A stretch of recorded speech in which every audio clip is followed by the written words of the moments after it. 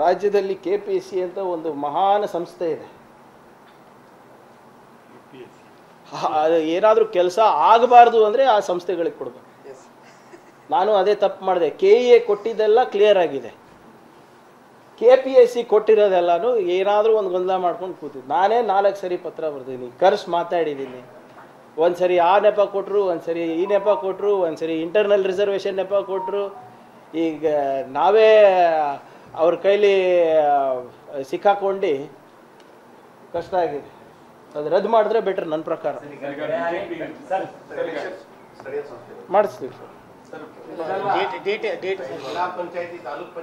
ಏನಾಗಿದೆ, ನಾವು ಇದು ತಡವಾಗಿದೆ ಯಾಕಂದರೆ ನನ್ನ ಅವಧಿನಲ್ಲಿ ಚುನಾವಣೆ ಆಗಲೇಬೇಕು. ದೇರ್ ಈಸ್ ನೋ ಏನೋ ಟರ್ನಿಂಗ್ ಬ್ಯಾಕ್. ಇದು ನಾವು ಮಾಡ್ತಾ ಇರೋ ಅಂದರೆ ನಮ್ಮ ಅವಧಿ ಅಂದರೆ ನಮ್ಮ ಅವಧಿ. ಮತ್ತು ನಾನು RDPR ಸಚಿವನಿದ್ದಾಗ ಚುನಾವಣೆ ನಡೆಸಿಲ್ಲ ಅಂದರೆ ಅದರಷ್ಟು ದೊಡ್ಡ ತಪ್ಪು ನನ್ನಿಂದ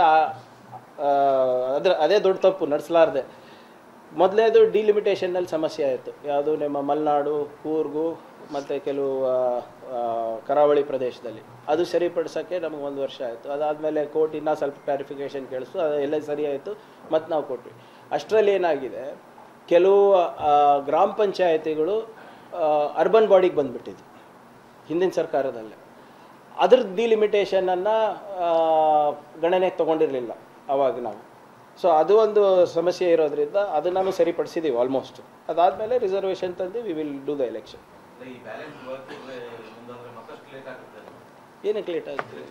ಆಗಲಿ ಸರ್. ಎಷ್ಟು ಲೇಟ್ ಆಗ್ತದೆ ಸರ್? 3 ದಿನಾನ, 4 ದಿನಾನ? 5 ನಮ್ಮ ವಿಶ್ವದ ಅತ್ಯಂತ ದೊಡ್ಡ ಪ್ರಜಾಪ್ರಭುತ್ವದ ಭವಿಷ್ಯದ ಬಗ್ಗೆ ಇದೆ.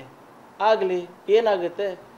ಅಮೇರಿಕಾನಲ್ಲಿ ಆಗಲ್ಲ, 1 ತಿಂಗಳಾಗ್ತದೆ ಅಮೇರಿಕಾನಲ್ಲಿ. ಫ್ರಾನ್ಸು, ಜರ್ಮನಿ, ಏನಾಗುತ್ತೆ ಹೇಳಿ? ಮುಂಚೆ ಎಲ್ಲ ನಡೆದಿದ್ದಲ್ಲ.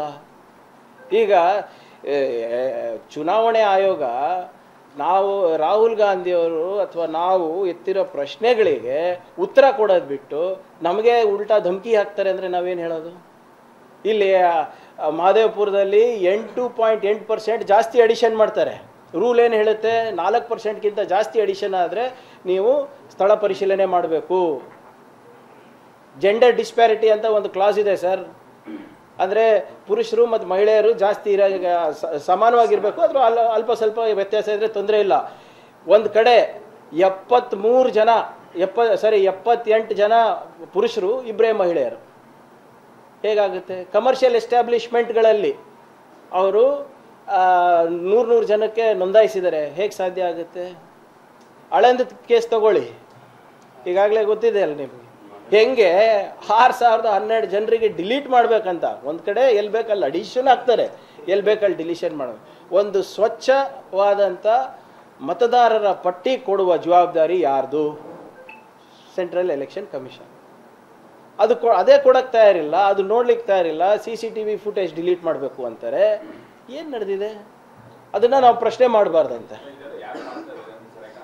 ಯಾಕೆ ಮಾಡ್ತಾ ಇದ್ದಾರೆ ಅಂದರೆ BJP ಅವರೇ ಮಾಡ್ತಾ ಇರೋದು. ಎಲೆಕ್ಷನ್ ಕಮಿಷನ್ನು ಕೂಡ ಅವರು ಸಂಸ್ಥೆಯನ್ನ ವಶಕ್ಕೆ ತಗೊಂಡಿದ್ದಾರೆ.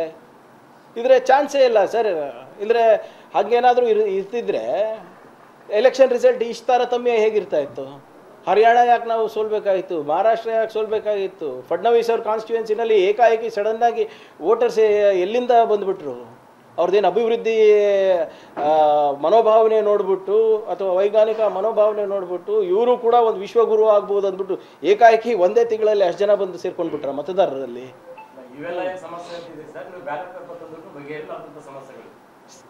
ಇಲ್ಲಿ ಸ್ಥಳೀಯ ಚುನಾವಣೆ ಮಾಡೋ ಜವಾಬ್ದಾರಿ ಸ್ಟೇಟ್ ಎಲೆಕ್ಷನ್ ಕಮಿಷನ್.